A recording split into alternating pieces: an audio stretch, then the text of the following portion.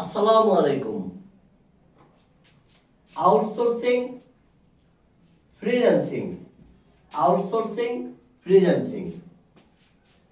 Outsourcing কি, freelancing কি? প্রথমে বলি আউটসোর্সিং নিয়ে। আউটসোর্সিং, ধরুন আপনি একটা ব্যবসা প্রতিষ্ঠানের মালিক কিংবা ব্যবস্থাপক। আপনার ব্যবসা প্রতিষ্ঠানের কোনো একটা কাজ যদি আপনি প্রতিষ্ঠানের কাউকে দিয়ে না করিয়ে প্রতিষ্ঠানের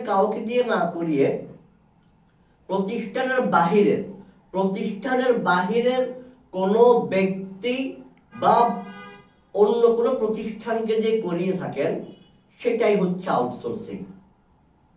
ধরুন আপনার এমন একটি কাজ করতে হবে যে কাজটা আপনি প্রতিষ্ঠানের কোনো ব্যক্তিকে দিয়ে করাচ্ছেন না, প্রতিষ্ঠানের কোনো কর্মকর্তা কিংবা কর্মচারীকে দিয়ে সেই কাজটা করাচ্ছেন না।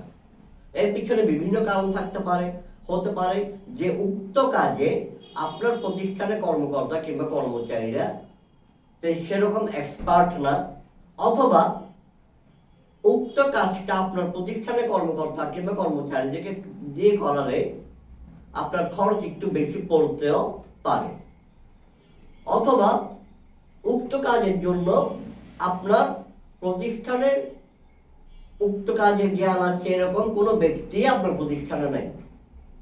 যে কোনো মতেই হোক না কেন, আপনি প্রতিষ্ঠানের ভিতরে কাউকে যে কাজটা করাচ্ছেন না কিংবা করাতে পারছেন না, তখন আপনি প্রতিষ্ঠানের বাহিরে অন্য কারো দ্বারস্থ হলেন, কোনো ব্যক্তি বা প্রতিষ্ঠানের, এবং অন্য কোনো ব্যক্তি বা প্রতিষ্ঠানের সাথে চুক্তিবদ্ধ হয়ে ওই কাজটা করিয়ে নিলেন।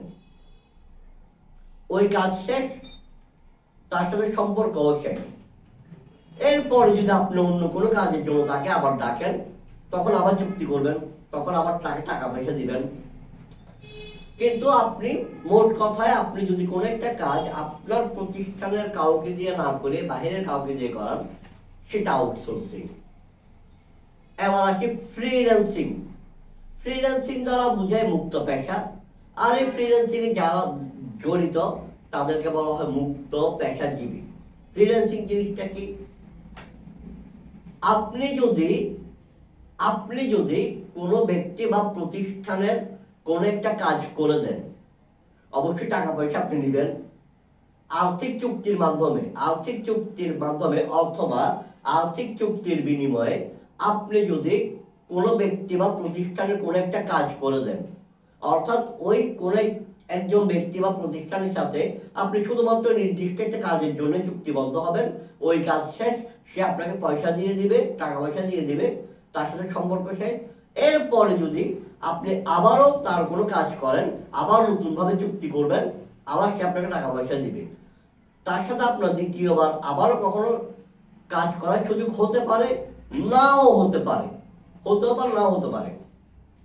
অর্থাৎ আপনি যদি অস্থায়ীভাবে, সাময়িকভাবে চুক্তিবদ্ধ হয়ে কোনো ব্যক্তি বা প্রতিষ্ঠানের কোনো কাজ সম্পূর্ণ করে দেন আর্থিক, অর্থাৎ টাকা পয়সার বিনিময়ে আর কি, সেটাকে বলা হয় ফ্রিল্যান্সিং। অনেকে আউটসোর্সিং এবং ফ্রিল্যান্সিং এর মধ্যে গুলিয়ে ফেলে, সেই জন্যই এই ভিডিওতে আউটসোর্সিং এবং ফ্রিল্যান্সিং নিয়ে কিছু কথা বললাম। কেমন লাগলো কমেন্টে জানাতে পারেন। আসসালামু আলাইকুম।